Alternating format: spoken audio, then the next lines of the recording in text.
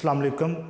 मैं प्रोफेसर फ़ारूक तौसीफ़ पाक स्टडीज़ के नए लेक्चर के साथ आपके सामने हाज़िर हूँ। हम लोग जो हैं वो पाक स्टडीज़ का पहला चैप्टर डिस्कस करते चले जा रहे हैं और हमने पहले चैप्टर में जो है वो ज़्यादातर पोर्शन जो है वो कवर कर लिया हुआ है और अकॉर्डिंग टू यूनिक नोट्स जो हैं हम लोग इसको डिस्कस कर रहे हैं। लास्ट लेक्चर में हम लोगों ने क्रिप्स मिशन को डिस्कस किया था जो कि 1942 को जो है वो सब कॉन्टिनेंट में आया था। हमने उसकी डिटेल में पढ़ा था कि जो क्रिप्स मिशन है वो सब कॉन्टिनेंट में क्यों आया, उसका मकसद क्या था। हमने फिर ये पढ़ा कि ये चूँकि आलमोस्ट मिडल था सेकेंड वर्ल्ड वार का, हमने इसमें उनके अलाइज जो हैं जो इत्तेहादी ममालिक थे दो, उनके बारे में पढ़ा। फिर सारा हम लोगों ने जो है वो इस पर बात की। फिर हमने ये देखा कि कांग्रेस उस टाइम में ये सोच के बैठी हुई थी कि ये जो वर्ल्ड वॉर है सेकंड, दूसरी जंग अज़ीम, ये जापान जीत जाएगा एशिया में और फिर वो सब कॉन्टिनेंट का फ्यूचर जो है वो डिसाइड करेगा। ये उनकी जो है वो गलत फहमी थी।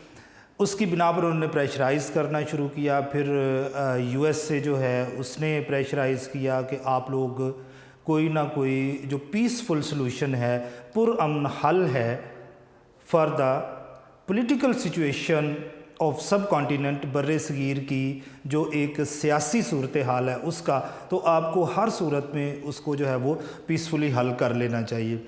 अब वो जो मिशन था वो फेलियर का शिकार हो गया।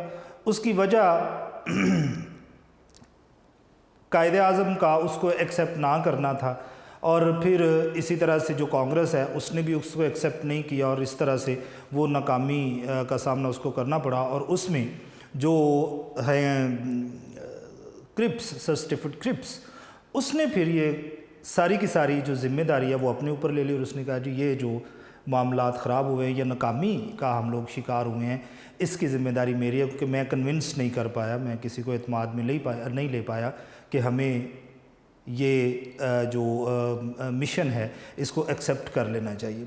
उसके बाद हम लोग जो हैं अब डिस्कशन करेंगे शिमला कॉन्फ्रेंस, या ये शिमला कॉन्फ्रेंस जो 1945 में मुनाक़द हुई और इसमें हम लोग अब जो है वो जिक्र करेंगे। अच्छा, अब 1945 ये वो टाइम है जिस टाइम में वर्ल्ड वार जो है वो ख़त्म हो चुकी है। जापानीज़ को ब्रिटेन्स के हाथों एशिया में शिकस्त खाना पड़ी है। अब जो सोच रहे थे हिंदूज़ और स्पेशली बिलखसूस गांधी कि जनाब अब ये जंग जो है ये जापान जीतेगा और बर्रे सगीर का सब कॉन्टिनेंट का फ्यूचर या मुस्तकबिल जो है वो डिसाइड किया जाएगा बाय द जापानीज़, जापानी उसको जो है वो अब करेंगे, आगे उसका फ्यूचर डिसाइड करेंगे। वो गलतफहमी यहाँ पर दूर हो जाती है। अब वो गलतफहमी दूर कैसे हुई ये हम लोग जो है वो इसमें देखेंगे। अब पहले जब 1942 में क्रिप्स मिशन यहाँ पर आया तो गांधी ये चाहता था कि कांग्रेस अकेली जो है वो क्रेडिट ले ले सब कॉन्टिनेंट को आज़ाद करवाने का, वो मुस्लिम्स के साथ बात करने को तैयार नहीं था। लेकिन जब जंग हार गए ब्रिटेन्स, अब गांधी को ये नज़र आ गया कि अकेला वो ब्रिटेन्स को इतना प्रेशराइज नहीं कर सकते, कांग्रेस वाले ब्रिटेन्स जो हैं ये सब कॉन्टिनेंट को आज़ाद करके यहाँ से चले गए। अब उन्हें मुस्लिम लीग की याद आई है, उन्हें मुस्लिम लीग की मदद की ज़रूरत है। अब उन्होंने मुस्लिम लीग को जो है वो साथ मिलाने का सोचा और कायदे आज़म के साथ जो है वो ख़तो किताबत हुई, जिसके अकॉर्डिंगली उन्होंने ये कहा कि हम लोग पहले ऐसा करते हैं कि हम लोग ब्रिटेन्स जो हैं उनको इस मुल्क से निकालते हैं, सब कॉन्टिनेंट को, बर्रे सगीर को आज़ाद करवा लेते हैं, उसके बाद हम लोग डिसाइड करेंगे पाकिस्तान के फ्यूचर के बारे में। अब कायदे आज़म किसी सूरत इस कॉन्फ्रेंस के हक़ में नहीं है, शमूलियत इख्तियार नहीं करना चाहते, लेकिन ये चूँकि सब कॉन्टिनेंट के फ्यूचर का मामला है तो बहुत सारी शराइत के साथ जो है कायदे आज़म ने इसमें शमूलियत का जो है वो फ़ैसला किया और इसको जो है वो हेड किया गया था। बेसिकली ये कॉल की गई by the viceroy of India at that time, जो वाइसराय लॉर्ड वेवल था। लॉर्ड वेवल जो उस वक़्त वाइसराय हिंदुस्तान था, उसने इस कॉन्फ्रेंस को बुलाया, इसका इनेकाद किया। अब इसमें उन्होंने मुख्तलिफ जो है वो पार्टिसिपेंट्स भी बुलाए जिनका हम आगे डिस्कशन करेंगे। अच्छा, अब इसके जो मेन पॉइंट्स हैं, सबसे पहले हम लोग इनका जिक्र करेंगे, क्योंकि लॉर्ड वेवल जो है इसने अपने कुछ प्लान, अपने कुछ नुकात लोगों के सामने रखा जो शिमला कॉन्फ्रेंस में शरीक हुए कि हम लोग इन फ्यूचर किस किस्म का स्ट्रक्चर जो है वो, या किस किस्म का हम लोग आप ये कह सकते हैं कि पॉलिटिकल सॉल्यूशन जो है वो लेके आना चाहते हैं for the political conditions of sub continent. तो उसका हम लोग जो है वो जिक्र करते हैं। अब उसके जो प्लान के अहम नुकात हैं वो हम लोगों ने डिस्कस करने हैं कि क्या होंगे, और उन प्लान्स में वो सब कॉन्टिनेंट के फ्यूचर के बारे में हमसे क्या कहता है। सबसे पहले एग्जीक्यूटिव काउंसिल ऑफ वायसराय की एक एग्जीक्यूटिव काउंसिल बनाई जाएगी। उसने कहा जी वायसराय जो है इसके अंडर एक काउंसिल जो है वो काम करेगी जो कि वफाकी होगी, सेंट्रल होगी, मरकज़ी जो है वो काउंसिल होगी। अब ये जो काउंसिल है इसका काम क्या है? उसने कहा ये जो काउंसिल है ये असल में जो future constitution of sub continent है वो फॉर्म करेगी, बनाएगी। यानी जो आइन है मुस्तकबिल का जो बर्रे सगीर में लगाया जाएगा, लागू होगा, इम्प्लीमेंट होगा, वो ये काउंसिल जो है वो बनाएगी और उसके बारे में डिसीजंस होंगे। अब यहाँ पर वेवल प्लान में ये कहा गया कि there will be 11 members of that executive council. उस एग्जीक्यूटिव काउंसिल के जो है वो 11 मेंबर्स होंगे। अब यहाँ से जो है वो फिर कंट्रोवर्सी जो है वो स्टार्ट की गई है, नहीं इसे बेस कंट्रोवर्सी की बना दी गई। अब इसमें उन्होंने 6:5 की रेशियो जो है वो रखी। उन्होंने कहा जी ये जो 11 मेंबर्स हैं इस एग्जीक्यूटिव यूनियन जो एग्जीक्यूटिव काउंसिल है, इन 11 मेंबर्स में से 6 हिंदूज होंगे, 5 मुस्लिम्स होंगे। फेयर इनफ, क्योंकि अकॉर्डिंग टू पॉपुलेशन ये हालात जो हैं वो काफ़ी बेहतर हैं और हम इस पे राज़ी भी हैं। लेकिन अच्छा, इसमें उसने ये नहीं लिखा कि ये लोग किस पार्टी से होंगे। ये तो कह दिया कि 6 हिंदू होंगे, 6 will be the Hindus and 5 will be the Muslims, 5 मुस्लिम होंगे। लेकिन उसने ये नहीं बताया कि ये किस पार्टी से आएंगे। अब यहाँ से कंट्रोवर्सी जो है वो स्टार्ट होने के काफ़ी ज़्यादा चांसेस बन गए। इसी वक्त ये जो पहली ही शिक जो है वो उसमें आई। फिर उन्होंने कहा जी जो वायसराय ऑफ हिंदुस्तान होगा वो इसको प्रिजाइड करेगा, इसके जो इजलास होंगे उसकी सदारत करेगा। पहले वाले हिस्से में उसने एक और बात जो है वो कही है जो हम करना भूल गए हैं। उसने कहा जी these members will be elected और selected by the members of provincial assemblies. जो सूबाई असम्बलियाँ हैं वहाँ से इनको जो है वो लाया जाएगा। देन वो उन्होंने कहा जी जो प्रिजाइड करेगा वायसराय जो है उसकी ज़रिए सदारत इसके इजलास हुआ करेंगे। अब ये याद रखिएगा कि एट दैट टाइम जो वायसराय फॉर हिंदुस्तान हुआ करता था उसके पास कंप्लीट वीटो पावर हुआ करती थी। He can reject any proposal, वो किसी भी प्रपोजल को रिजेक्ट कर सकता है। आप चाहे जितना अच्छी मर्ज़ी अच्छा प्रपोजल उसके साथ लेके जाएं, लेकिन अगर वो उसके तबीयत के ख़िलाफ़ है या उसकी जो कौम है उसके जो ख्यालात हैं उनके ख़िलाफ़ है तो वो किसी सूरत उसको एक्सेप्ट नहीं करेगा। तो यहाँ पर पहले उन्होंने कह दिया जी 6 और 5 की रेशो होगी। ये नहीं कहा किस पार्टी से होंगे, मुस्लिम्स और नॉन मुस्लिम्स का जिक्र कर दिया, हिंदूज़ का। फिर उन्होंने कहा जी प्रिजाइड वो करेगा। फिर उन्होंने कहा जी जब ये कौंसल कामयाब हो जाती है, ये कौंसल बन जाएगी, तो इसके बाद प्रोविंशियल एग्जीक्यूटिव काउंसिल्स यानी सूबाई एग्जीक्यूटिव काउंसिलें भी बनेंगी। अब ये चूँकि सेंट्रल है, सेंटर में जो है वो वायसराय हुक्मरान होता है था उस वक़्त, तो उसका चेयरपर्सन जो है या उसका प्रेसिडेंट जो है जो प्रिजाइड करेगा मीटिंग्स को वो होगा वायसराय। और यहाँ जो बनेंगी प्रोविंशियल एग्जीक्यूटिव काउंसिल्स उन कौंसल के बारे में ये कहा गया कि जो गवर्नर ऑफ दैट प्रोविंस होगा वो इसको चेयर करेगा। ठीक हो गया। जो प्रोविंशियल या सूबाई एग्जीक्यूटिव काउंसिल्स बनेंगी, उन काउंसिलों की जो मीटिंग्स होंगी उनको प्रिजाइड किया जाएगा या चेयर किया जाएगा by the governor of that province. उस सूबे का गवर्नर उसको जो है वो चेयर करेगा, और इस तरह से ये कॉन्स्टिट्यूशन जो है वो सूबे के लेवल पर भी बनाया जाएगा। अब यहाँ पर उन्होंने जो प्रोविंशियल एग्जीक्यूटिव काउंसिल्स या सूबाई एग्जीक्यूटिव काउंसिल्स हैं उनके बारे में ये नहीं बताया कि उसमें कितने मेंबर्स होंगे और कौन कौन जो है वो उसमें शामिल होगा। अच्छा, देन शिमला कॉन्फ्रेंस का इनेकाद, ये शिमला उस वक़्त का जो है वो समर कैपिटल हुआ करता था सब कॉन्टिनेंट का, तो वायसराय जो है वो गर्मियों के मौसम में अक्सर वहीं बैठा करते थे। तो शिमला के मुकाम पर इसमें जो वायसराय है उसने तमाम मेंबर्स को वहाँ पर बुलाया और वहाँ पर ये कॉन्फ्रेंस जो है वो 1945 में हुई है। अब अगर इसके पार्टिसिपेंट्स शुरका का हम लोग जिक्र करें तो वो यहाँ पर आपको बड़ी दिलचस्प सिचुएशन जो है वो नज़र आएगी। पहली चीज़, चूँकि दो बड़े स्टेक होल्डर्स हैं और ये जो दो बड़े स्टेक होल्डर्स हैं उनमें से एक कांग्रेस है और दूसरी मुस्लिम लीग है, दोनों ने ही अपने मेंबर्स जब नॉमिनेट किए शिमला कॉन्फ्रेंस में भेजने के लिए, तो उन दोनों ने अपना अपना जो मैनिफेस्टो था या अपना अपना जो मंशूर था उसको मद्देनज़र रखा है।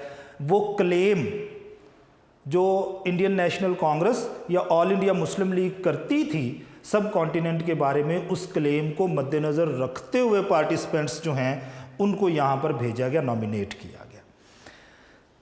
सबसे पहले हम लोग अगर कांग्रेस के पार्टिसिपेंट्स या शुरका का जिक्र करें, जवाहरलाल नेहरू, बलदेव सिंह, अबुल कलाम आज़ाद।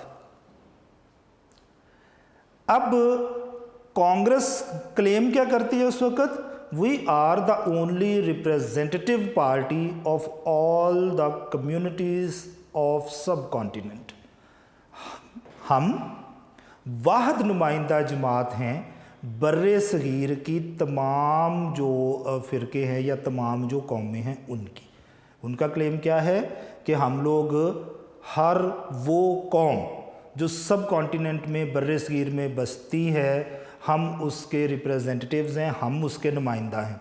और इसका उन्होंने बड़ा क्लेवरली जो है वो यहाँ पर इजहार भी किया है। उन्होंने एक हिंदू, एक सिख और तीसरा मुस्लिम जो है वो नॉमिनेट किया है फॉर द शिमला कॉन्फ्रेंस।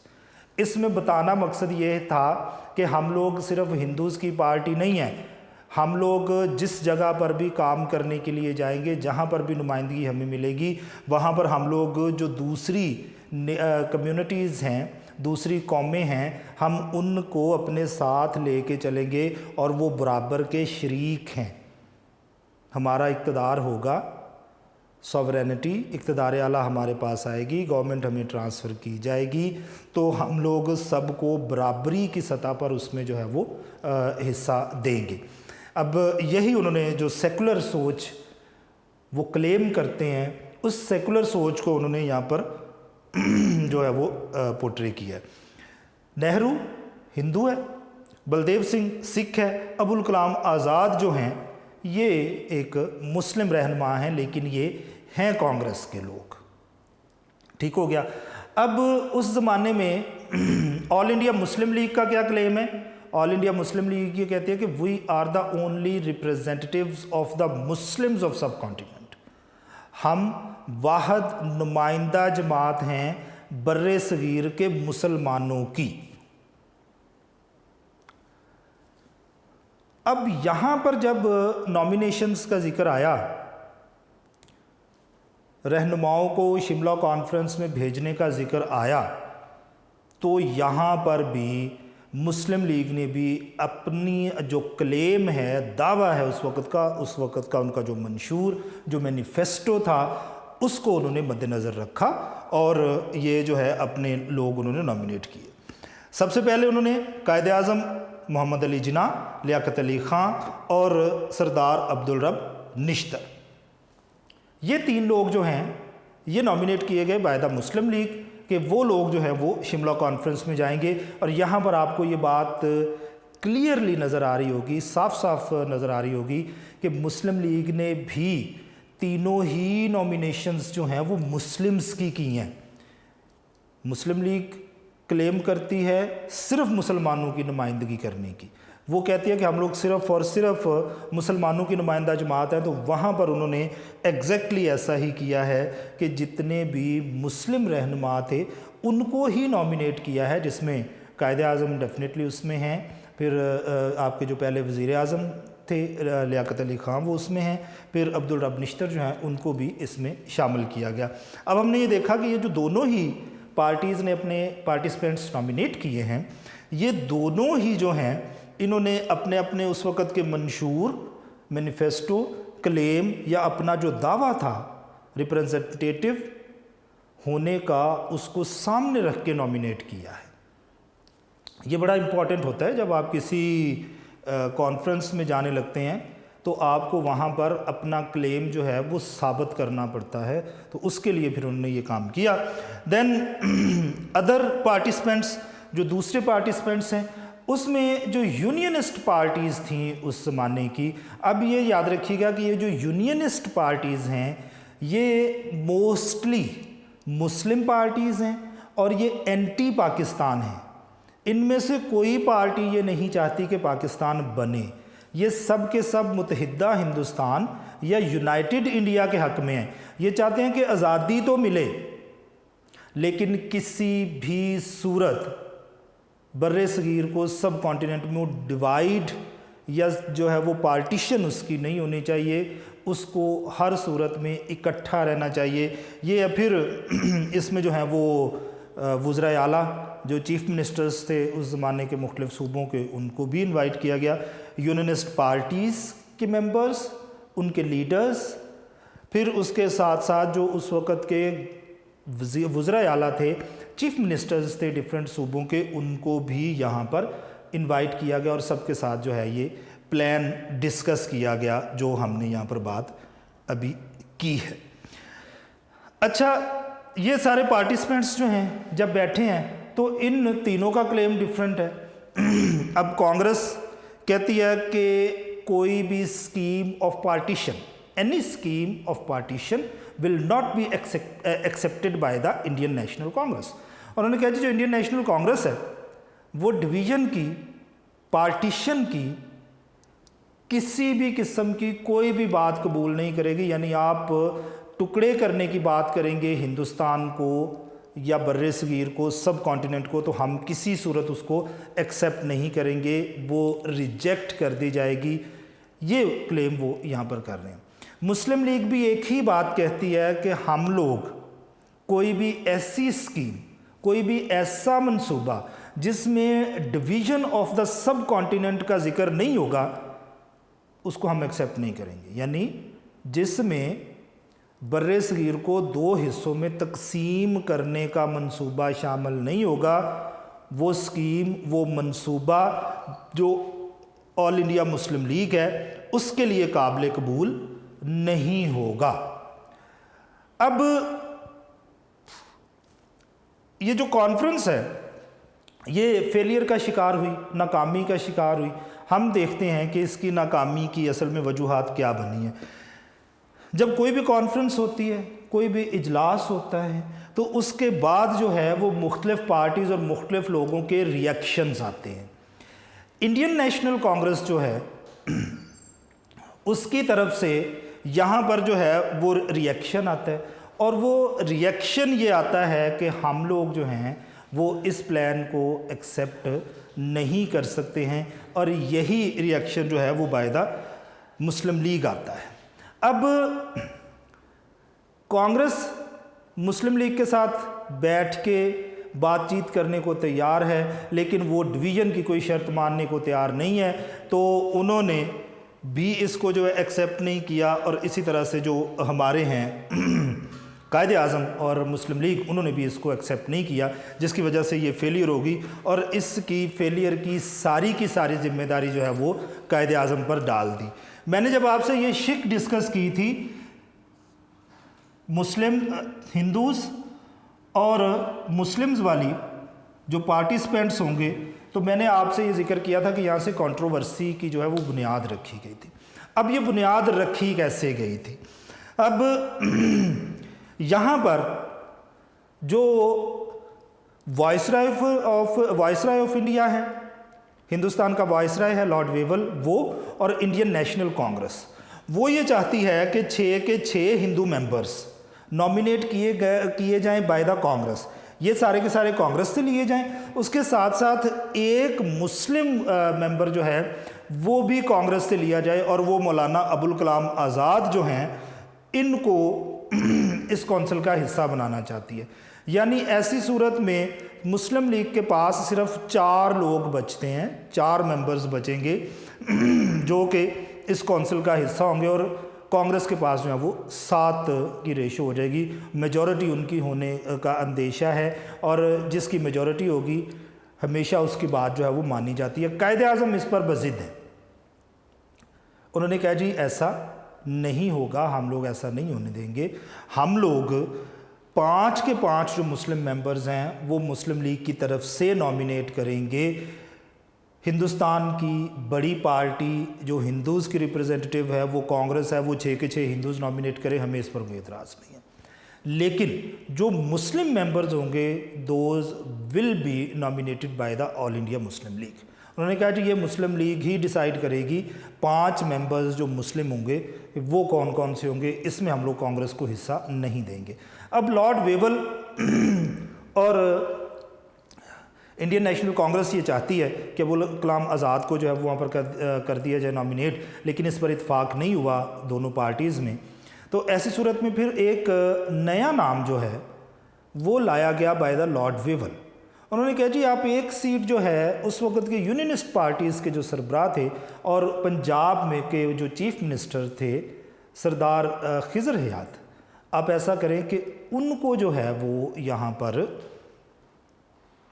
शामिल कर ले 5वें मुस्लिम मेंबर के तौर पर। अब ये वो टाइम था जिस टाइम में जितनी भी वज़राए आला चीफ मिनिस्टर्स काम कर रहे थे सब कॉन्टिनेंट में, वो सारे के सारे बरतानिया के हक़ में थे, यूनाइटेड इंडिया के हक़ में थे, मुत्तहिदा हिंदुस्तान के हक़ में थे।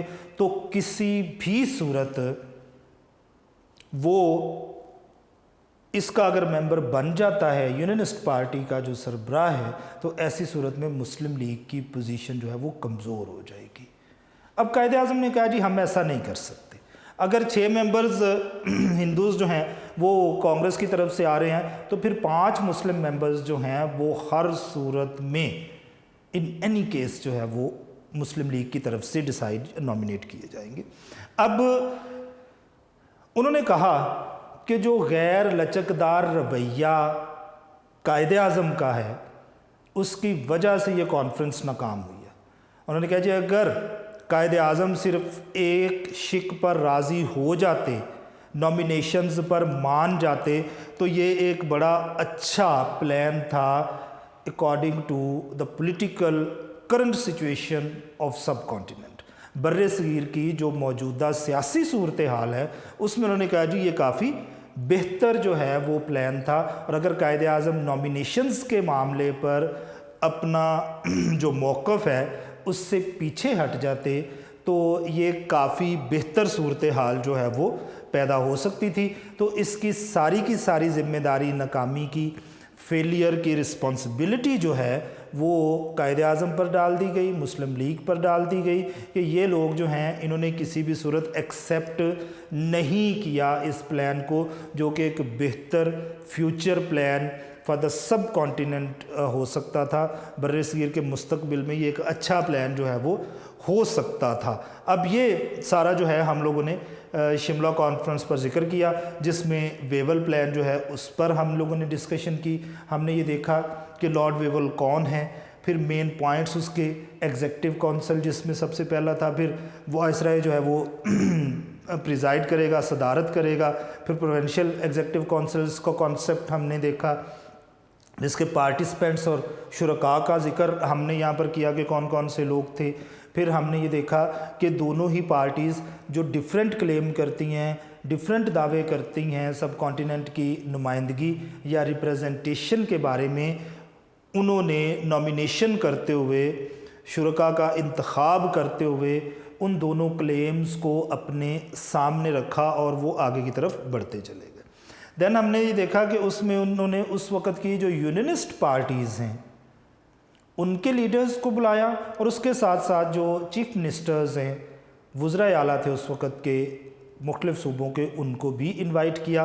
फिर हमने ये देखा कि असल में ये कंट्रोवर्सी क्लैश ये कहाँ पर हुआ, वो हुआ नॉमिनेशंस पर। जो मेंबर्स होंगे 11 executive council of governor general के जो वाइसराय की होगी उसके नाम पर हुआ। और हमने देखा कि मुस्लिम लीग 5 के 5 मुस्लिम मेंबर्स नॉमिनेट करना चाहती है, जबकि हिंदूज़ कहते हैं कि 6 हिंदू मुस्लिम जो नॉमिनेशंस हैं उनके साथ साथ एक मुस्लिम नॉमिनेशन भी उन्हें दी जाए।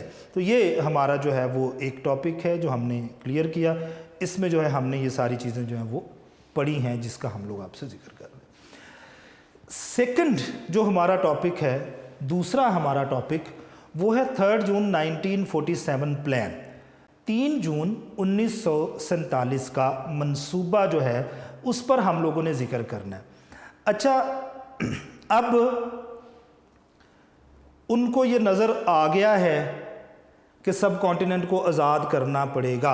इस ज़माने में जंग ख़त्म हो गई, इलेक्शंस हुए, इलेक्शंस में वहाँ पर लेबर पार्टी जो है बरतानिया में बरसगीर में जीत गई। वहाँ पर लॉर्ड एटली जो है, लॉर्ड एटली, उसने अपनी वहाँ पर गवर्नमेंट बनाई और गवर्नमेंट बनाते हुए फिर उन्होंने जो है वो एक प्लान दिया कि सब कॉन्टिनेंट को आज़ाद तो किया जाएगा, लेकिन कैसे आज़ाद किया जाएगा ये फिर उन्होंने जो है वो 3 जून 1947 प्लान जो है उसमें ये चीज़ें सारी बताई हैं कि डिफरेंट जो एरियाज़ होंगे सब कॉन्टिनेंट के उनको किस तरह से हम लोग आज़ादी देंगे, वो फार्मूला जो है वो इसमें तय किया गया है। इसमें हम लोगों ने देखना है बैकग्राउंड में फेलियर, और फेलियर्स किस किस की हैं। एक तो क्रिप्स मिशन की है, एक जो है वो वेवल प्लान या शिमला कॉन्फ्रेंस आप उसको कह सकते हैं, उसकी नाकामी जो है वो भी इसके सामने आई। उसमें किसी भी सूरत हिंदूज़ और मुस्लिम्स को जो हैं वो वायसराय एक जगह पर एक पेज पर इकट्ठा नहीं कर पाया, जिसकी वजह से जो है फिर उनको ये बात करनी पड़ी कि आज़ाद तो हमें इसको करके जाना है। अब वो बात कर रहे हैं यूनियन की, यूनाइटेड इंडिया की, मुत्तहिदा हिंदुस्तान की। वो इसको डिवाइड नहीं करना चाहते, ना बरतानिया चाहता है डिवाइड किया जाए, ना हिंदूज़ चाहते हैं, लेकिन मजबूरन मुस्लिम लीग के प्रेशर और दुनिया के दूसरे ममालिक के प्रेशर की वजह से उन्हें इसको डिवाइड करना है। फिर उन्होंने ये जो 3 जून 1947 का मंसूबा है इसके बारे में उन्होंने बताया है कि हम लोग किस तरह से डिवाइड करेंगे हिंदुस्तान को। ये प्लान, ये मंसूबा इसमें बनाया गया है। जो प्लान है इसके अगर हम लोग इम्पॉर्टेंट नुकात, इम्पॉर्टेंट पॉइंट्स का जिक्र करें तो इस पॉइंट्स में हमें प्योरली वो चीज़ें नज़र आएंगी जिन चीज़ों के बारे में हम लोग पढ़ रहे हैं कि किस तरह से डिवाइड किया जाएगा। सबसे पहले उन्होंने कहा जी गैर मुस्लिम अक्सरियती इलाके, जो नॉन मुस्लिम मेजॉरिटी एरियाज़ हैं वो किस तरह से डिवाइड होंगी। उन्होंने कहा कि जितने भी नॉन मुस्लिम मेजॉरिटी एरियाज़ होंगे वो ऑटोमेटिकली हिंदुस्तान का हिस्सा बन जाएंगे। यानी जहाँ पर गैर मुस्लिमों की तादाद ज़्यादा होगी वो हिंदुस्तान का हिस्सा बन जाएंगे खुद ब खुद। पहला प्लान तो ये है। दूसरा होना ये चाहिए था कि जितने भी मुस्लिम अक्सरियती इलाके हैं, मुस्लिम मेजॉरिटी एरियाज़ हैं, वो भी इसी तरह से ऑटोमेटिकली जो हैं वो हिंदुस्तान का हिस्सा बन जाने चाहिए थे, पाकिस्तान का हिस्सा बनने चाहिए थे। ठीक हो गया। गैर मुस्लिम अक्सरियती इलाके ऑटोमेटिकली हिंदुस्तान में चले गए, लेकिन जो non Muslim Muslim majority areas थे, मुस्लिम अक्सरियती इलाके थे, वो ऑटोमेटिकली पाकिस्तान का हिस्सा नहीं बनना चाहते थे। उन्होंने उसके लिए फिर प्लान्स दी। सबसे पहले उन्होंने प्रोविंस ऑफ पंजाब का जिक्र किया है। उन्होंने कहा जी जो पंजाब है इसको 2 हिस्सों में डिवाइड किया जाएगा। Non Muslim majority areas Hindustan के पास रह जाएंगे और मुस्लिम मेजॉरिटी एरियाज़ जो हैं वो पाकिस्तान में आ जाएंगे।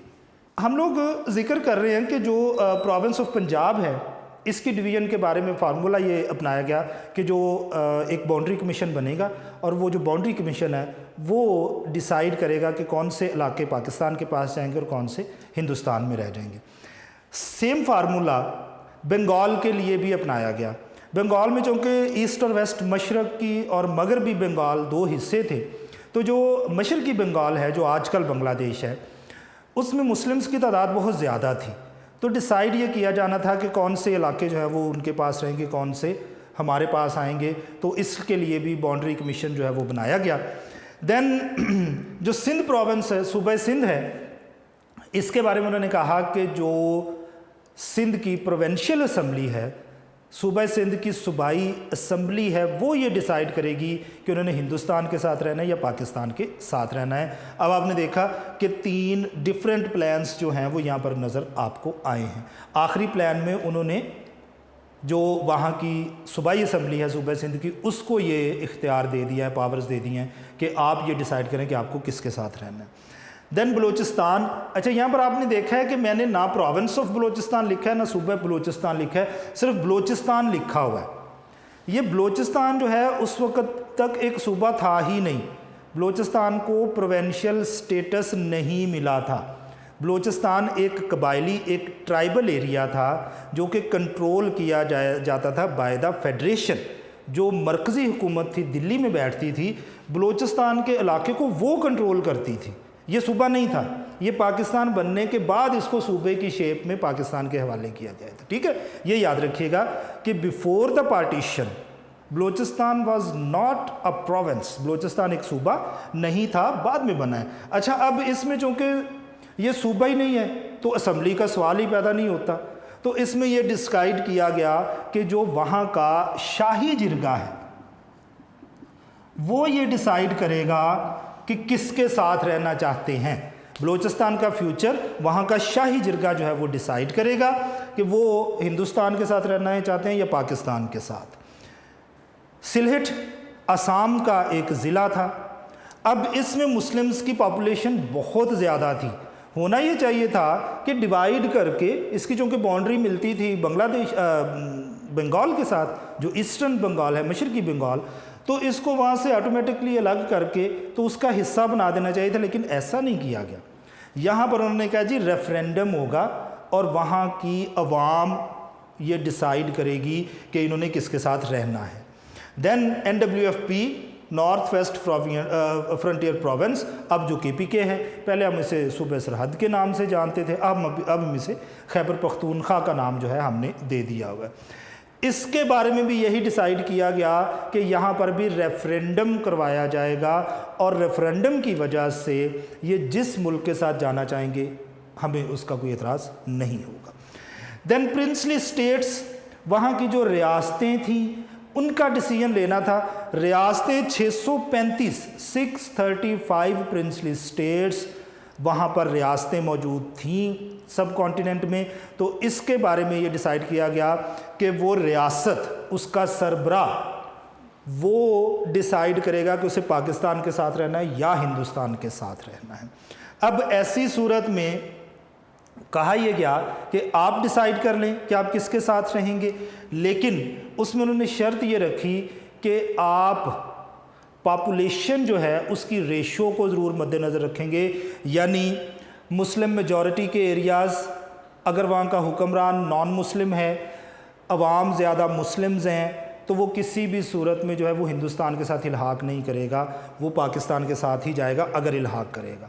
दूसरी चीज़ उन्होंने ये कही कि अगर किसी इलाके का सरबराह मुसलमान है लेकिन वहाँ के जो लोगों की ज़्यादातर तादाद है वो नॉन मुस्लिम है, हिंदू है, तो ऐसी सूरत में वहाँ का मुस्लिम रहनुमा भी पाकिस्तान के साथ इल्हाक नहीं कर सकेगा। दूसरी इसमें जो बड़ी शर्त रखी गई, उन्होंने कहा जी आपको अपनी बाउंड्रीज़ का भी ख्याल रखना है।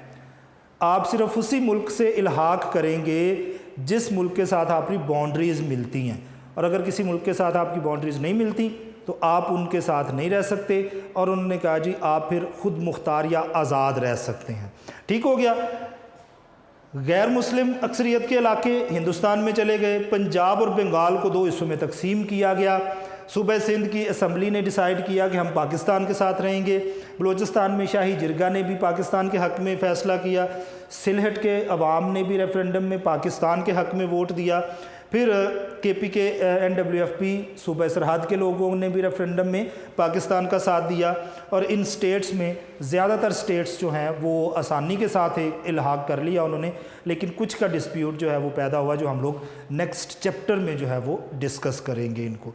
इसमें एक और चीज़ जो अहम है कि ये जब प्लान बनाया गया ना, तो इस प्लान की इम्प्लीमेंटेशन के लिए उन्होंने लॉर्ड वेवल को रिप्लेस किया by the Lord Mountbatten. Lord Mountbatten को रिप्लेस किया गया विद लॉर्ड वेवल, और फिर लॉर्ड माउंटबेटन जो है उसने इस मंसूबे की इम्प्लीमेंटेशन की, और जो बाउंड्री कमीशन बनाया गया for the division of 2 provinces, उसका सरबराह जो है वो सर रेडक्लिफ को बनाया गया। जी, हमने इसमें जो है ये 2 टॉपिक आज डिस्कस किए हैं। नेक्स्ट टॉपिक के साथ जो है वो हम लोग दोबारा से आपकी खिदमत में हाज़िर होंगे। अल्लाह हाफ़िज़।